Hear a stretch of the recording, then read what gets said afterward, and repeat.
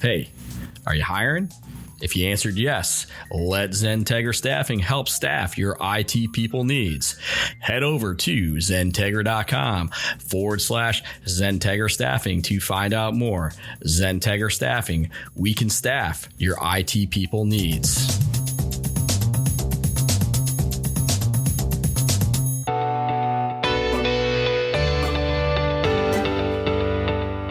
Welcome to another edition of the Citrix Session with your hosts, Andy Whiteside and Bill Sutton, your source for all things Citrix.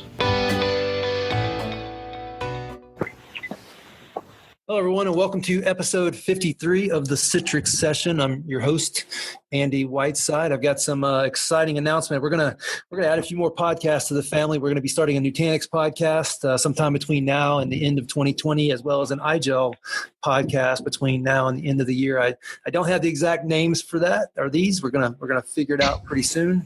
But excited to add those technologies to the portfolio of podcasts. So we'll be covering Citrix.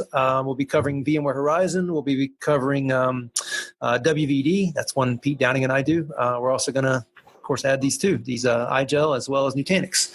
So with that, I thought I'd give it a quick plug and keep an eye out for those great technologies that'll be added to the podcast family. I guess we should do our intros. Bill Sutton, Director of Services at XenTegra. Bill, you there? I'm here. I know you're excited to hear about all those new podcasts, right? I'm really excited to hear about both of them. I think it would be a great addition to the family. You know, I've probably said this. My biggest concern with the whole podcast thing is people just aren't traveling as much and aren't getting enough time to listen to all these. But that's okay. They'll be recorded, and when they get around to listening to them, they'll be there, and we'll get the word out. Yeah, absolutely. So in addition to Bill, we have Ben Rogers, who's the local sales engineer here for Citrix. Ben, how's it going? Good. How are you doing today, Andy? I'm getting ready for the holiday event coming up at the end of this week. Are you going to be able to do anything traditional, or are you going to be Zooming with the family on Thursday?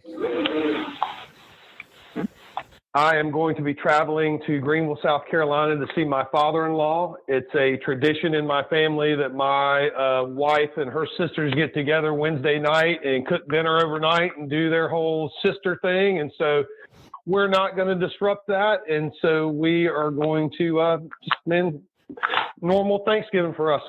Yeah, that's good. That's good. Hopefully at some point we all get back to normal stuff like that, but at everybody's own pace and what they're comfortable with. I agree.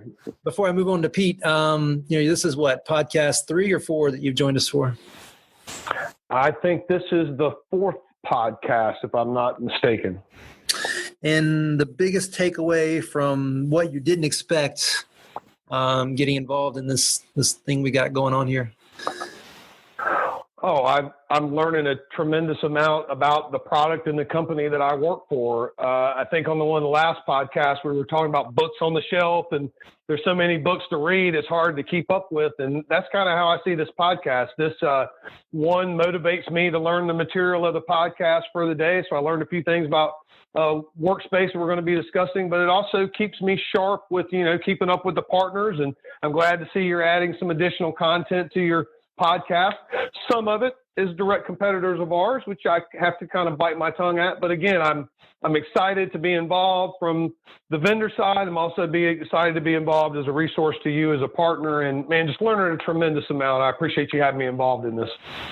And I would stop and highlight your comment there about the competitors is true, but at the same time, every single company I just listed can also be great solutions to make your Citrix environment special and work really well. And I know you know that, but that's why we're doing it, is to add those other pieces to the solution. And even VMware Horizon, as much as people probably don't realize it, there's a Citrix story inside the VMware Workspace 1 product. And I'm amazed to see how many people are actually leveraging and bringing those technologies together to solve same challenges we're talking about today. See, I did not know that, so I'm excited to hear what that is, and if I can make that available to my customers that are running VMware Horizon. Yeah, for sure. All right. And with that, I probably should have said this when I mentioned the other podcast. Pete Downing has a legacy of doing webinars and podcasts that are more sometimes product specific, but also industry related. Pete's got a industry related podcast in the works that he should be coming out with sometime later this year or the beginning of next year. Pete, how's it going? That's going good, Andy. Yeah, I'm going to work on trying to do something in December to kick off the industry focused side. And I'm excited. So thanks for having me today. And I'm excited to talk workspace today. And you do a lot of webinars now that basically you just jump out on the XenTegra YouTube channel and hit play and listen to the audio, and voila, you got a podcast if you really want it. Yeah, exactly. I mean, even if there's a product demo, I think it's still, you can still listen to the audio and get some good substance out of it. So, and ballpark for me, how many of those have you done in 2020? Last I counted, I was up to 40 this year. So pretty good. 40 industry webinars from you, 53 podcasts on Citrix alone. I think that's pretty awesome and something I'm really proud of. Yeah, it's amazing how much content we drive. So I had a company reach out this morning asking if XenTegra was for sale, and I said, no, man, we enjoy doing this too much. We wouldn't sell it. True story.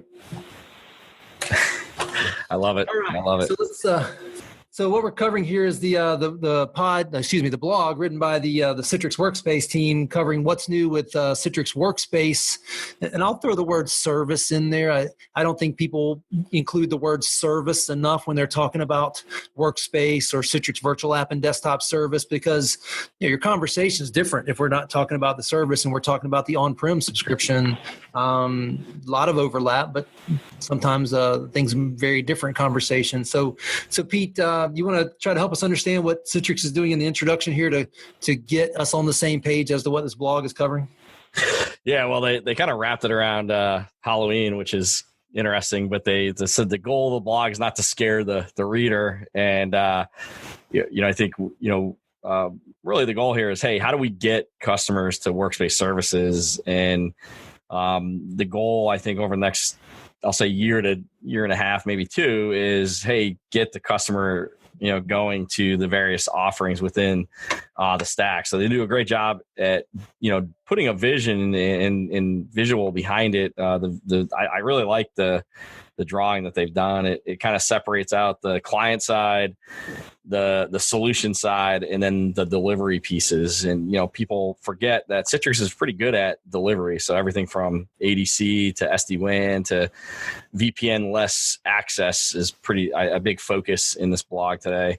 But in the middle is the solution stack. So you can still go and a la carte go solution-based. So virtual apps and desktops is the big one. But there's a lot of other great solutions within the Workspace stack. So, and then on the client side, Citrix has always been the tried and true client, ICA, HDX, and they do a great job at kind of teeing up the blog on, hey, we're not trying to scare you into going to Workspace. We're going to help you figure out what solution makes sense. Yeah, it's I'd like to.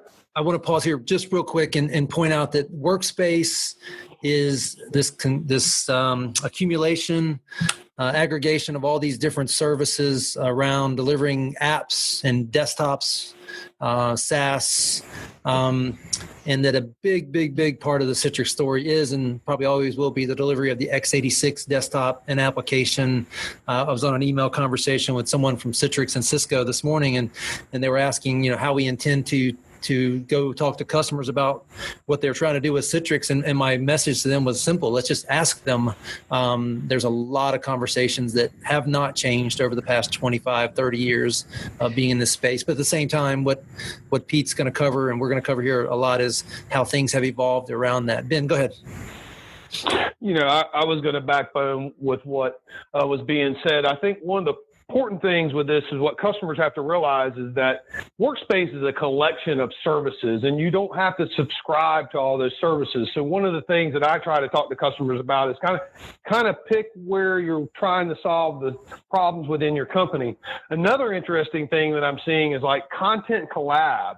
Citrix Files. That's getting a lot of steam these days, and you see a lot of talk in the industry about, we've kind of moved the compute side of the house out to cloud, and we now can provision, cloud-based compute and delivering compute. The Files seems to be the next piece of this that's kind of bubbling up. Is at what point can you start servicing some real storage services out? And so I see Files and the Content Collab service becoming more prevalent.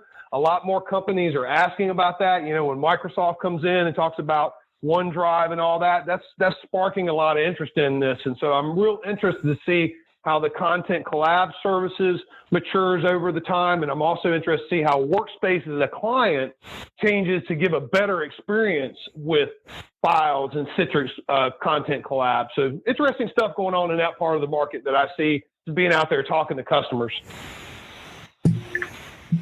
Yeah, and I definitely agree, Ben. I think what's really cool about the content collaboration, and let's solidify it and make it sure the listeners understand, is it's not about selling, classical Citrix share file, which is Citrix Files now. It's about taking what you have implemented and putting that wrapper around it and putting the data and analytics and security wrapper around it and making it more usable in a workspace, right?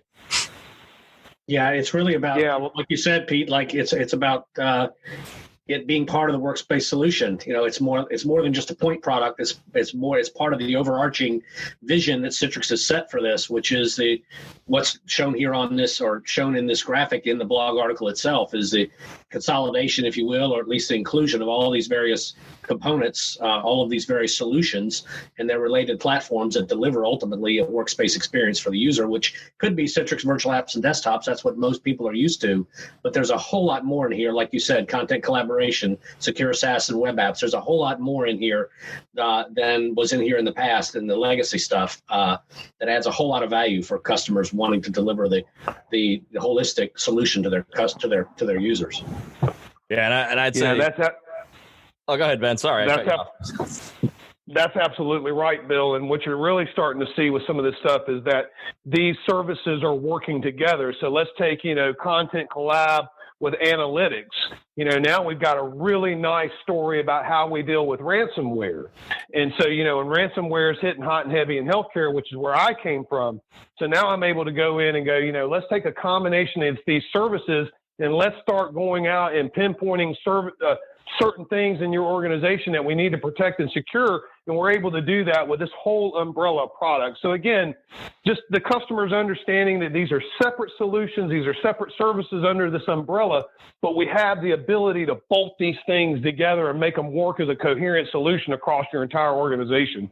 Absolutely. Yeah. And hey, we're all old guys here. I mean, we're all, been in the industry a long time. I think it's fair to say we finally have a single client across all devices from anywhere, anyhow. And let's face it, Citrix wasn't always good at that. And I think Workspace solves that today. And we've all seen it. I mean, heck, Ben, you lived it, Yeah, amen to that, man. I'm really excited to see what's coming down the pipe. And this is almost a segue into the section we're going in here, is where they're starting to build some functionality into micro apps. And so I just did a demo to some peers of mine. They kind of asked me, where do I see Workspace going? So I took it into an emergency room. And I said, wouldn't it be neat if we could bring emergency room physicians into one interface that could get them to their EMR, to their DICOM imaging, give them the ability to share content with other healthcare industries, other people in the healthcare industry. And Workspace is a perfect fit for that, man. We can bring physicians into Workspace, and with these micro apps, we can give them a window into the content that they need into the EMR.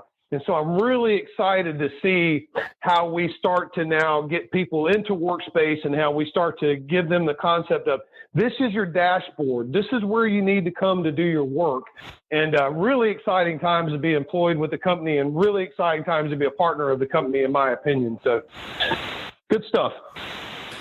Yeah, so I guess, Andy, that brings us into our topic. I'll let you tee it up. It does. It absolutely does. At the same time, I'll get on my virtual app and desktop x86 podium one more time and say, look, I mean, let's challenge organizations. First and foremost, are you truly getting the value and the benefit out of what Citrix has done for 30 years? And then ideally the answer is yes, but we know it's not often yes. At the same time, we can now come at it from another angle, which is, okay, what are you doing to bring digital use cases, whether it's data like content collaboration, whether it's x86 like I keep harping on, or whether it's the world of SaaS to simplify the user's experience so they have, one place to go, one time to log in, and everything just works. Now we're starting to talk about workspaces and workflows and app integration and making those applications that may or may not have been written for this type of solution to work. So yeah, let's talk about micro apps and workflows and how to make that stuff just smart. Andy, I have a question for you. Sure. You and I discussed this a long time ago, and you told me at the time that I would be committing user suicide. Are we now to a place where we can start talking to people about eliminating Windows desktops and introducing more of a dashboard like this is, instead of a user coming in and going to a desktop and then Workspace appearing? Why don't we just configure the thin clients to go directly into Workspace? I'll remind, when you and I had this conversation 4 or 5 years ago, you told me that my users would resist it and I could be committing user suicide. How do you feel about that now, knowing that time has passed? Well, stay with me while I walk you through this. Why do we call the Windows landing page the desktop? It's their interface. Yeah, it's what they go to do to get their work. Right. It's not really a desktop. It's the plane. It's what replaced their physical, wood, plastic, metal, whatever it was, desktop. And then that took them to the Windows desktop, which has been our default starting place for the past 20, 30 years. What we're talking about here is, my answer to you is yes. We can now replace that with the new version of the desktop, which is a workspace.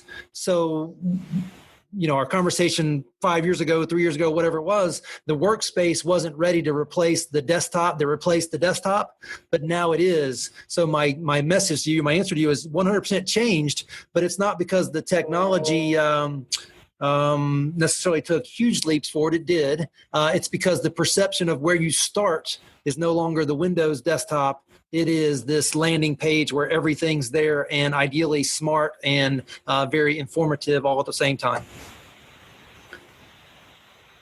It's funny, though, how that conversation has changed over the years, because I will admit I was living in Nirvana then, and I thought that I could take users directly to a dashboard like this. And I appreciated at the time your comments, because it made me drop back and think, how are their users going to perceive this?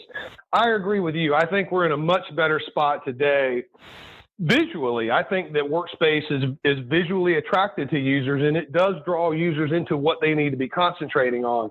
So it's real interesting for me to now start talking to customers with confidence about, are you ready to move away from the Windows desktop? And a lot of them look at me like I'm crazy until we start demoing Workspace and the ability to drive content into Workspace with these micro apps that we're going to talk about in a minute. So I just wanted to have that conversation with you here on the podcast, because I remember very poignantly our sitting in our office and me describing to you going to storefront, and you were just like, as good as it sounds, users are going to resist. And now I see where we could actually get users and draw them into it and reduce that level of resistance to a new platform. Well, and you could argue that my wife's computer desktop used to be her main thing. She would use a computer to get to start with. I would argue that today her main thing is Facebook. That's her workspace. My kid's main thing is Instagram. Mine quite often is LinkedIn. Our perceptions of what a desktop is evolving, and as generations continue to come along, and make us follow what they're doing, Workspace will make sense. A workspace like this will make sense for people as their desktop. They won't that Windows thing with a bunch of old flat icons on it. That'll be history. Well, if you go back and look at that conversation you guys had 4 or 5 years ago, you got to look at it in the context of the times. At the time, we were still largely in a desktop centric world. A x86, either sitting in front of a physical machine or running a virtual desktop. The industry, the business has shifted to a cloud model, away from an on-prem model largely with SaaS apps, and the apps you just described, Andy, are Facebook, Instagram, those are all, born in and run in the cloud. And the more and more we see things like that, the less dependent I think users are going to be on a Windows centric desktop. Is it going to still be there? Probably some, because there are going to be apps that aren't going to have made it to the cloud that may still be needed. But largely, I think the workspace is relevant in the context of the fact that most of what we do today, we spend a lot of time in Salesforce and Maven Link and other applications that run in the cloud. So do we need to publish a Windows desktop to get to them? No. We can instantiate them via the workspace, via one login, one location to go, and then bubble up the micro apps to help bring immediate action items to the surface, such that you don't have to enter the application. I mean, that's the value I see. Yep. All right, Pete, let's walk us through the what Citrix is talking here around workflows and intelligence. Yeah, so this the first section is labeled new workspace intelligent micro apps workflow integrations for IT and HR. All right, so out of the box, and we were talking about this right before the call, but out of the box, Citrix has a lot of great integrations, and they've expanded their integrations to include in the IT side of the house, ServiceNow, Zendesk, and Jira, and then on the HR side of the house, Workday and SAP SuccessFactors. So fun question here for I'm gonna say Ben. Random question. So when you go to a photocopy machine, what's your main goal? For me personally, it's to take a piece of paper and make it a digital image so I can email it to somebody.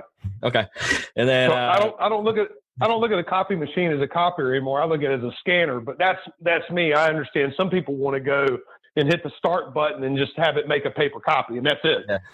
Yeah. So you're more of a power user. But hey, Bill. So when you're submitting time off, what's your goal? I'm submitting time off. What's my goal? Yeah, you're when you go to submit PTO, your goal is what? To get it approved. Yeah. So the question that has to be asked is, why do your end users have to log into ServiceNow to submit, help desk ticket? Why do they need to log into Workday to submit their PTO or their expenses for that matter? If you're using ServiceNow for Workday for expenses, and that's one of the benefits of the micro apps, and is it's going to take these, daunting or mundane tasks and put them into what's called a micro app and create a little button and allow the user to get what they need done without having to log into the back end system. So ServiceNow is the easy example. Hey, I need to submit an incident. Why do I can just go click a button that says submit incident and fill in my information with a single form UI and then hit submit, and I don't have to log into ServiceNow. I'm in my workspace. And then the same for some of the other systems here that we're talking about. So I think this is pretty powerful, and I'm excited because it's going to change how we work. And I personally equate this to the mobileification of applications. If you look at your kids, they're on their mobile devices. They're used to this, right? They don't want to have to open up app XYZ to reply, or they just want to click on a little the text, hit reply, and text dad back to say, hey dad, I got your text message, or et cetera. So I think I'm excited about this feature, and I'll pause and see what you guys think. Well, anything that makes it quick and easy yet comprehensive enough is probably going to get adopted. I've always been a big fan of somebody sends me a message, I'll give them an okay or a thank you or some type of reply back. Man, I live in a world now where I'm just thumbs up and everything. Yeah, me too. And it's interesting because this will change obviously how users work. And some of us, older folks that have been in the community, we're used to email. We're used to having multiple logins, and this simplifies that into a single UI, single interface for the user to work. So Pete, do you know anybody that when you call and try to leave them a voicemail, their voicemail says, okay, you can leave me a voicemail, but I'd rather you text me? Yeah, that's me. Yeah. We're having to learn. I mean, old dogs, new tricks, but there is some efficiency to it. Whether or not it's polite or not, it's arguable. But there's a degree of not enough time in the day and being efficient. I'm sorry, Ben or Bill, did you guys have a comment? No, I would agree with what you just said. I mean, my 13-year-old son, he's got email accounts, but he never checks them. But he'll read his texts. So, the ability to get quick communication, the expectation that's there, that's what we're designing and delivering for now. Go ahead, Ben. Guys, I have a comment here. Now, this is an unofficial Citrix comment. This is Ben Rogers personally making this, not under Citrix umbrella. Stay where you're at right there, Pete. I want you to go back down for a minute. I want to look at the list of this here. All right, look at there. Go down just 1 second at the title. Oh, sorry. Right here. New Workspace Intelligent Micro App Workflow Integrations for IT and HR. So I think that's very interesting that they're building this for IT and HR, and I have a feeling about that. But before I say my feeling, from the partner side, why do you think they're focusing in on these two groups specifically right now? Well, so Ben, we recently, a year ago, started a staffing business. The one thing that will never go away, at least not in our lifetime, and if it ever goes away, we're all in trouble, and that's the human element, right? It's all about making humans more productive at their job. You could argue that, Henry Ford and the assembly line was a great example of that. We've done nothing but continue to try to evolve, and now technology has really gotten involved in that. But it's the human element that we're all trying to make better and more efficient and happier. That's my answer to your question. Yeah, and I'll play into this maybe, Ben. I don't know if this is where you're going, but I think it, for the last, 30 years, we've been talking to the IT department. So yeah, it's IT focused, but I think the IT side, the self-service IT is more focused on how to streamline the end user. The HR one's interesting because that gives a whole new group that we can potentially talk to, because if you go and look at the two systems they integrate with, SAP and Workday, yeah, the IT folks are going to help manage it, maybe from an SSO point of view, but they're not going to be the expert to go in and do the day-to-day. And that's probably going to be someone in the IT, staff. So it gives another group we could potentially talk to as sellers and technology folks within an organization. So it expands our reach of, getting the Citrix story out there. Yeah, I would agree with that. I think one of the key things here, you asked the question, Ben, why IT and HR? I think there's a couple of reasons. Number one, they're probably the quickest ones we can win with, and number two, the workflows that have been built for those two groups. Like you show here, Workday and SAP for HR, and then the other ones for IT. I think that's a big part of it. They're the departments that are going to listen, and that we can get the quick wins with. This is not an official comment from Citrix, but I have to think the reason they chose these two departments to start out with has to do with adoption. Yep. And if you can get, like we go in a lot of times and we talk about new technology to IT guys, sometimes you have IT guys that are chomping to the bit to get to the next thing. But a lot of times I see IT guys kind of get that worried look on their face of, how's my world going to change? And when you have people that are inherently resistant to something, it makes adopting the technology harder. And so I have a little bit of feeling inside of myself that they're zeroing in on the departments that they need to get adoption. If you can get IT comfortable with this, they'll be more than happy to get the end users comfortable with it. If you can get HR on board with this and HR can see the value, that gives you a good foot to get that implemented into the rest of the company. If HR is against it, it's hard to drive technology into an organization. So again, an unofficial word here from Citrix, but I believe that we're trying to get the IT and the HR departments comfortable with this technology so that it can then start to be implemented into the rest of the organization. Now, I do have another question for you guys. Hey, Ben, and this is me being, sorry. I'll make one comment to sum that up. We are all in the people business, no matter if you're a technology guy buried in a data center somewhere, or whether you're in sales or marketing or whatever.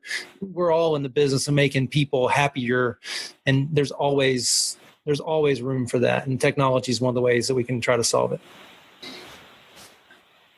Now, from a partner level, how is XenTegra positioning itself and preparing itself to be able to do some of these custom micro app things that you see people are going to want in the future? It's cool that we're delivering all this out of box technology, and I'm very thankful for that. That gives us a little taste of what can be done. But I believe the real power is when you have somebody go, hey, I've got a specific problem in my logistics trucking company, and I want to create a card and a workflow that does this.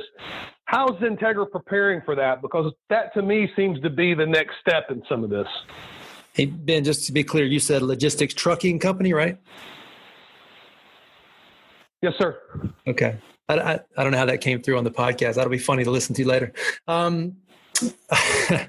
It's simple, right? We, Bill, Pete, myself, everybody at XenTegra believes that the workspace is the future of interacting with happy people, employees. And so we, about a year and a half ago now, went out and found a couple of developers that can do anything. They can write drivers for hardware. They can rewrite your application. Most importantly, as it relates to this, they can rewrite your app services to create APIs. They can take your existing APIs and integrate them with out of the box like Citrix has, or by extending those. We as a company have invested in finding people that can do app development work at all levels and all levels of integration. We are more than prepared to do this as this type of work becomes more and more mainstream. Yeah, and they can head over to dev.xentegra.com, and it highlights two key integrations we have. Obviously Workspace and micro apps, and we're doing a big push around ServiceNow now. So. I mean, that's another great example. I'm dedicating probably the next 6 months of my education life on learning ServiceNow, because I think that type of integration into workspaces, especially in this case, the Citrix Workspace and IT automation and workflow is going to be a big part of that equation. Your IT piece of the equation, and to be frank, HR as well, integrating the IT and the business together. With things like workspaces and applications like ServiceNow, that's where the efficiencies are going to be had as we try to make business better. Yeah, see, that's awesome to hear, because like I see a lot of power coming with this, with just custom stuff. Just I've got, me as a customer sitting down with you as a vendor going, I've got this problem, and I feel like that if I had a workflow that would do this, we could solve that. And that's where I see a company like yours being able to go, hey, let's create a micro app that allows your customers to do this inside of Workspace, and then they don't have to go into the monolithic app and the 15 clicks to get down to the area that they need. And then we can also, like, I'm excited about some of the automation they build. The user does this, and then it triggers this event, and then they're sent another card to interact with that second event. So just a lot of cool things are going to come down the pipe with this. I mean, it's limitless, right? Yeah, it is. All right, Pete. So partnerships with Upwork and streamlined staffing workflows. I think we're kind of talking around that now. What's Citrix covering here in this portion of the blog? Yeah, so it looks like they did a great integration into Upwork, which is a big staffing and recruiting tool for posting jobs, getting candidates, et cetera. So again, to Ben's point, it's catering to the HR side of the house, which caters to net new conversations and opportunities. So I think it's interesting to see them integrating into this particular app, but it also shows the flexibility of micro apps. And the way I would put it is, if it has an API, I imagine you can integrate with it. It seems very similar to the ServiceNow runbook integrations. And back in my days at Res, when we used to have Res 1 automation and Res 1 identity, very similar to that. So I'm excited to see, what else Citrix is going to do to integrate with some of the more mainstream, and then let partners like us develop for more custom. And Citrix, they'll have a finite amount of mainstream basic integration they can do. And then that's where true partners, and I'm using the word true, I'm accentuating that, and I'm using the partner word very specifically there too. That's where we have to come in and help solve challenges for customers that they just want their applications to work in this scenario. So, I'll give you an example for where I came from. We had an issue with charge capture, and we tried to solve that 15 different ways. And every time we turned around, we were just making the situation more complicated than we were helping it. Where I can envision now a card that is submitted to a position that allows him to put his charges in, that floats back through API integration back to our EMR, puts those charges in the places that it needs. Once those charges have been filed and have been, whatever the insurance people have to do, another card is sent back to the physician. So in my particular world where I came from, I see this being a perfect fit for a problem that we had.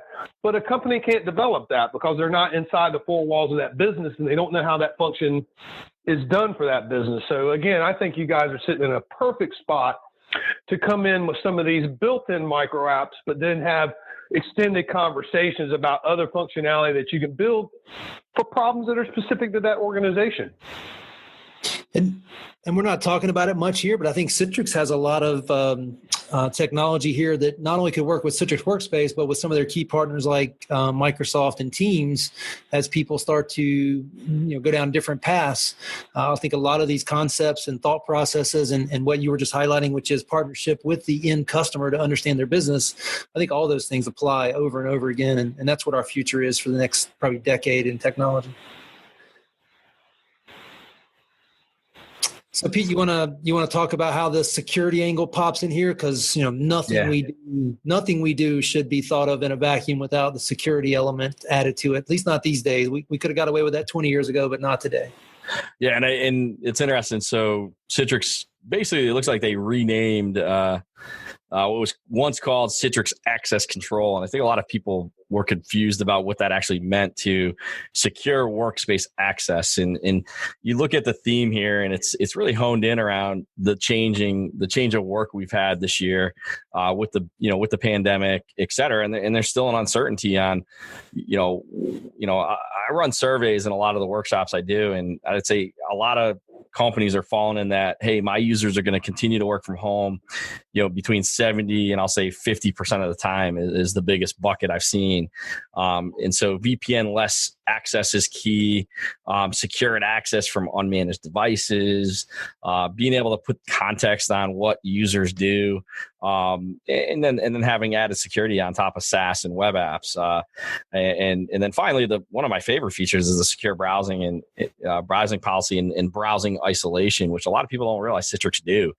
So the theme here, security. A lot of these features have been there. They just kind of rebranded it as Citrix Secure Workspace Access to, I think, put that the term secure and security into the name to get people to realize that Citrix is doing a lot around security.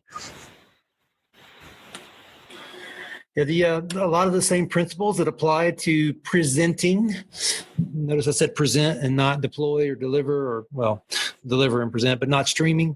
A lot of those same concepts that we've been using to deliver and present that x86 over the ICA protocol. A lot of those same abilities and concerns apply to SaaS applications coming through the workspace and then in additional areas as well. But certainly the security element that Citrix has been solving for years applies here just as well. Well, let's talk about this for a minute. So again, this is my opinion, not Citrix opinion, but to me, when you go in the SaaS application world, the IT department loses a certain amount of control. They don't control the access to the app. They don't control the security to the app. So to me, it puts the IT department kind of in left field when it comes to deploying SaaS apps. So what I talk to customers about is gain some ownership back into that application. I'll give you an example. You've got an HR SaaS app that has a time clock in it. Do you want everybody to be able to just hit that time clock from anywhere? So what I would suggest is go to your SaaS application vendor and go, I want to geo-fence this application to certain locations inside of my organization. You might say, I have 5 buildings. Here's the location of those buildings.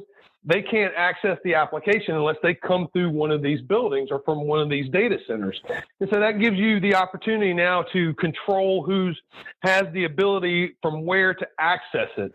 And then, the other layers of security we can put on top of it as far as like copy and paste, in healthcare, in any kind of secure environment, this is going to be key.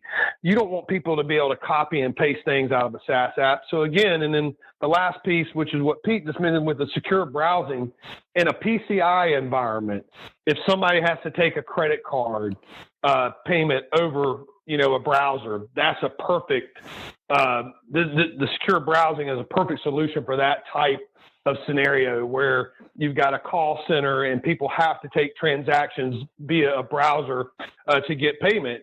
Secure browser works great there. So we're solving a lot of PCI compliance by having the secure browser and forcing the users to use that browser when they go to do secure payments through credit cards. So there's lots of exciting features in here, but this is also a way to where I take the opportunity to talk to the IT departments about, with SaaS applications particularly, try to get ownership back of that. Work with your SaaS vendor to geofence those applications. Then you can control who has the ability to get there and when to get there, where to get there from, and then overlay that with the security of not being able to copy, paste, and all those good things.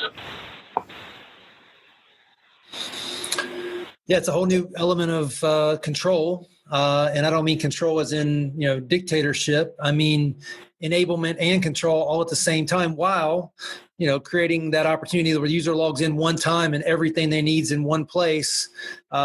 Throw in multi-factor on top of that.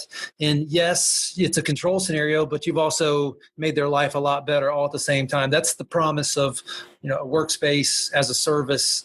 But it's still going to take a lot of, IT behind that in order to make it meet the business's needs, which, you could take two businesses. We do it all the time, two companies that do exactly the same thing. We use a bank, for example. Banks should pretty much do the same things, but they have different use cases and different needs and different preferences. And so your end result of a project doesn't always turn out the same because the customer has different objectives to what they're trying to solve. Bill, do you see a lot of a lot more security conversations going into our projects, or is that still a thing that's coming? No, there are a lot of conversations about security, about securing their desktop, about making sure that they've got the appropriate malware detection or related products on the endpoint as well as in the VDI instance. So we, and then of course the access piece of it, making sure that their ADC is secure from the outside. So we do get a lot of conversations in that regard. As we're moving through these projects. And what drives me nuts as somebody who's been delivering, virtual desktops over presentation layer protocols for all these years through a, secure access gateway of some type, is to see customers who've had security exploits go back to handing people laptops and saying, okay, take this and go, and then VPN back in. It's still happening. I mean, it's still happening in a lot of cases, and I just don't quite get it, other than, their users are demanding same thing they had in the late 90s.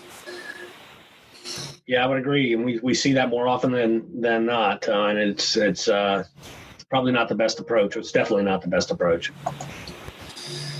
All right, Pete, take us home.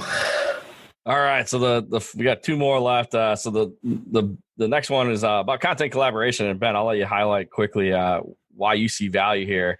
But what they've done is what Citrix has done is added digital signature functionality. So now you can layer in your different workflows for content collaboration, and it's an add-on service that allows you to put a send for signature, initiate an approval, sign yourself, get a link, etc. To a document that you may want to share across, email and have a process behind it. But Ben, I'll let you comment a little bit more on content collaboration, but there's huge value here that a lot of people don't realize.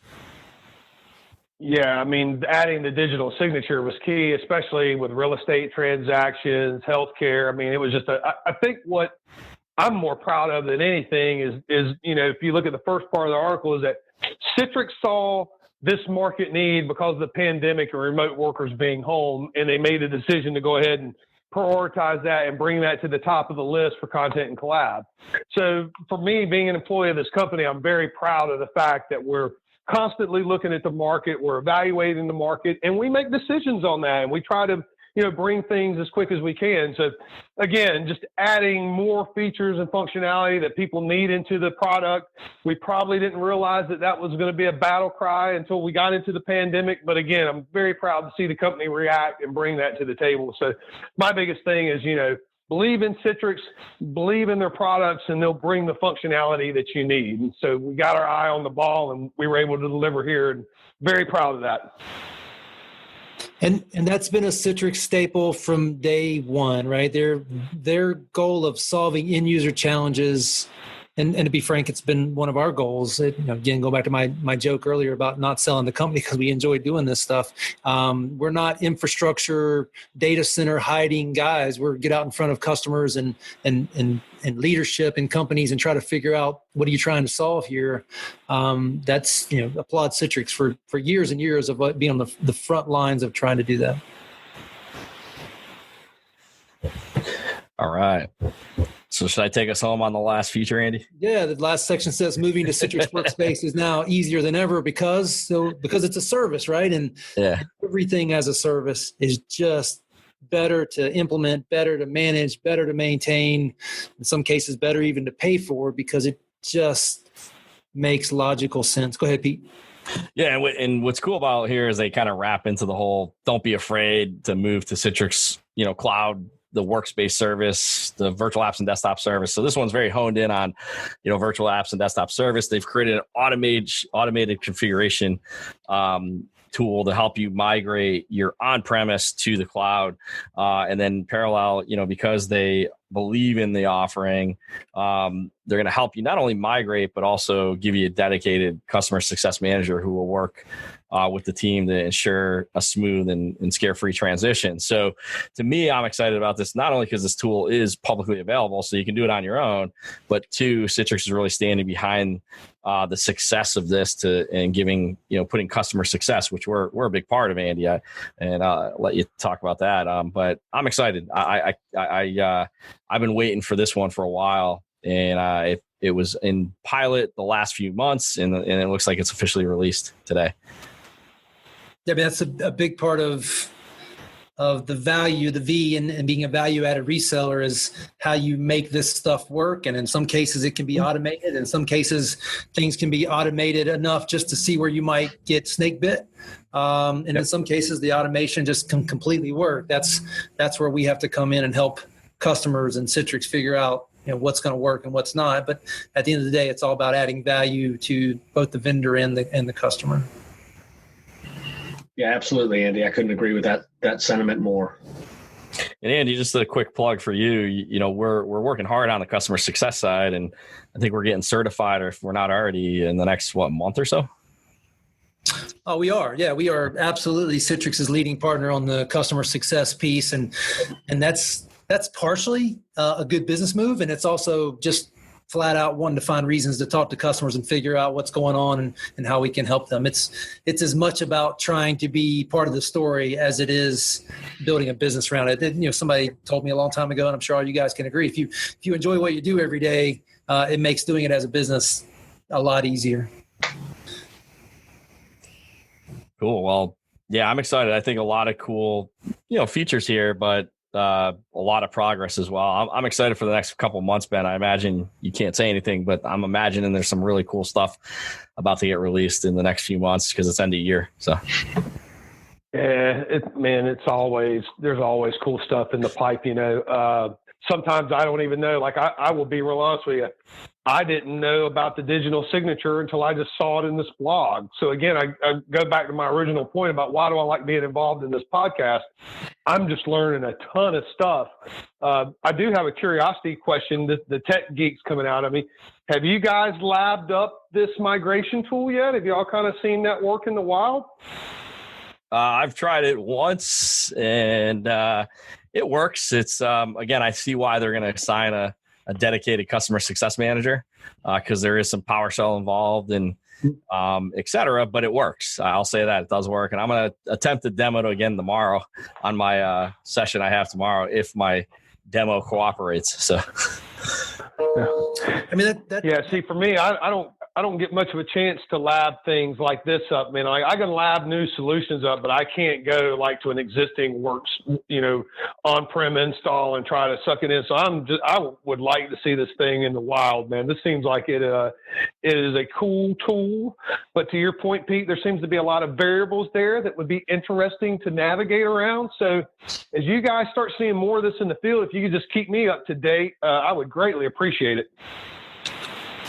Yeah, I mean that's one of the interesting things about, as a service. There's a lot of new stuff. That means there's a lot of generation 1 stuff. But the nice thing about as a service, a lot of stuff evolves quickly, and products go from being unusable to being very usable and mainstream in the course of 6 months in many cases, and that's part of the world we're living in, where everything's moving really quickly, and that's a good and bad thing. But for I'm sure people listening to this podcast, you're probably of the mindset of on that learning curve never stops, which is a big part of why we do these podcasts.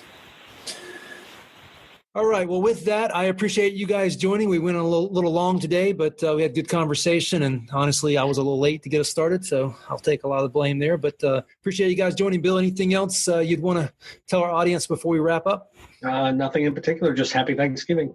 Oh, yeah. There's a holiday coming up. Yeah. We got to get more work done in 3 days instead of 5. Ben, how about you? I know you're going down to Greenville, South Carolina, which is, by the way, is one of my favorite cities, towns on the planet. I love how they have let's don't call it a big city. They have a middle-sized city that they didn't tear everything down. They just made spruced everything up through the years. It looks awesome.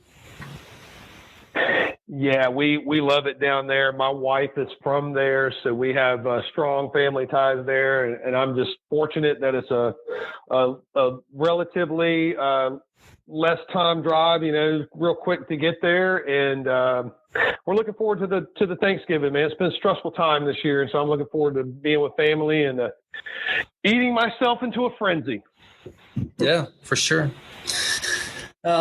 Pete, anything else? I know you got a bunch of, you mentioned your workshops. It just never stops around here, right? You've got classes and workshops and trainings and webinars.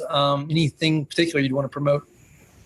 I'll just say to the audience, keep an eye out in December. We got 3 great webinars with 3 great guests. 2 of them already posted, and I'm launching another one today. I got a really cool guest coming on in the second week of December, and the focus is going to be year in review for the webinar. So I'm really excited about the guests I'm going to have. So definitely head over to webinars.XenTegra.com to register today. Yep. And you do it because you love it. You have to, right? Yeah, I love doing it. I would like to say one thing and close. Andy, I saw that one of your employees was celebrating a 5 or 6 year anniversary with you. And I messaged that employee through LinkedIn, and this is what I said to him. I know Andy appreciates your loyalty, but I know this employee appreciates the company's loyalty. And so I admire what you guys have done as far as building XenTegra.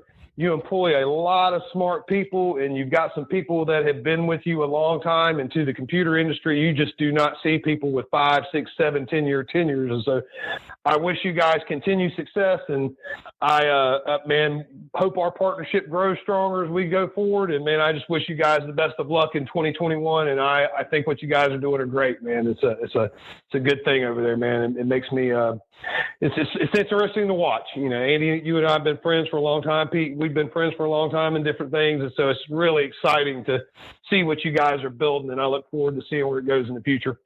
I appreciate that, Ben. Yeah, it's great when you do it because you love it, and the rest of the pieces just fall into place. And I tell people all the time, if you're working here for a paycheck, don't work here. Do it because you want to. You like the people. My biggest regret of 2020 is we didn't go to all these conferences and get to hang out and see people. So hopefully 2021 will fix that. If not, we're going to just create our own conference or something just so we can get people together. That's one of my wish lists to do things. All right, gentlemen. Well, with that, I appreciate your time, and we'll wrap this up, and we'll do it again next week. Thank you. Thank you. Happy Thanksgiving, everybody.